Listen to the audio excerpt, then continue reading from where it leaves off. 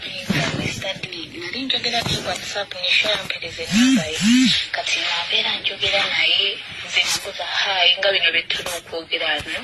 kumbe yalowoozaamu birala namwamba when are you coming to see me biki ebyo kati nze kasibisaako nga nze kale ndi byange oba otegeera oba okitegeera kati then wabadde awo mwana wange nakwata esimu n'agamba iyo nyumyota n'omusomesa jjukira baasomerako Hillside bamumanyi nga bamuweereza hayi when are you coming to see me nga beefudde nze pozi ne bamuweereza ne bamugamba amunkyebando nga bo alowooza nze n'agamba naye I want to confirm kosa voice note kati nze nadde siinaamu kiri kale nga emwagala nga ti kale nga oba nkugamba kigwengeri gy'owulira ewa Mr. Dean nga wempulira waba takubangako Mr. Dean n'agamba we're going to spend the whole night with you ati bamugambe nti bagenda beera ennaku 3 my mom is kale tagenda beera waka bannayazze nayingira nangamba kikakasa noli safe ade akayingira ne bavaayo ekyo mbabidde ekyo musimu ne bamugamba tugenda spesomero ebintu byomwana affe mu biweereze n'agamba temugenda ku poliisi musiru agenda vaayo naye omulimu tagenda sigaza kuba bakubidde ani pasita ekyemu ne bamuweeredde busana okuta ku Hillside ngenda vaayo naye Dean yaneewuunyisizza bannange naye mbadde sikimwagaliza kale mukama ansomyemu katono naye manyi byakwogera naye bayinza omumuggyayo engeri gyabadde takikoze yadde akayingira kuba kati abo babeera bamuvunaana gwa trespassing tebamuvunaana defilement so ekyo babidde nagamba tebituuka ku poliisi naye kale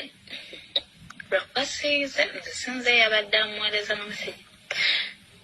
baneeno be bamuweereza meseji era ne bamutwala ne ku poliisi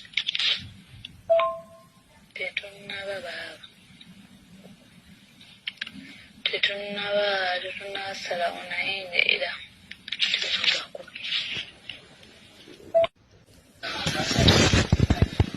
finally omusajja tumugyeyo kafuluma kati ku ssawa emu n'eddakiika 5 bwe bakafuluma ku poliisi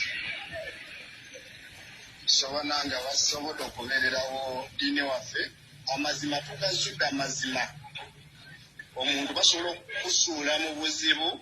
ne bakusiba ne bakutwala eruzira bwereere Diini bamulukira olukwe tetumanyi luva oba luli mu mbalana lya masomero oba mbalana ya Hillside kuba n'abaana bangi oba mbalana yaki tetumanyi olukwe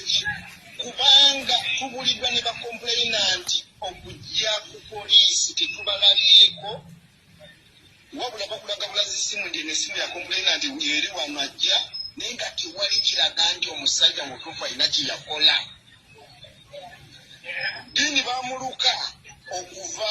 mbusimanyi agenda bakolere keeki then batayipinga messages nga balaga ne ziva ku meseji ya Diini naye nga teziva ku ya Diini balesina b'MTN ku poliisi batraka ne bajja tibalina soosi ya Diini terina kyeyali ebuddeko nti akoninga musajja alagirira muwalabira oba bagende mu loogi bikinga bwe tolabye messages so banaye twebaza mukama nti Diini tumufunye era tuli naye nifakiti kati ngenda muvuga kumutwala wafunire eki wasojja sobola okufuna alyeko tusobole okuba ate tudde muki alekadde yeewaka banaye asobodde okutubeererawo mwebale mwenna ba obizi batica baffe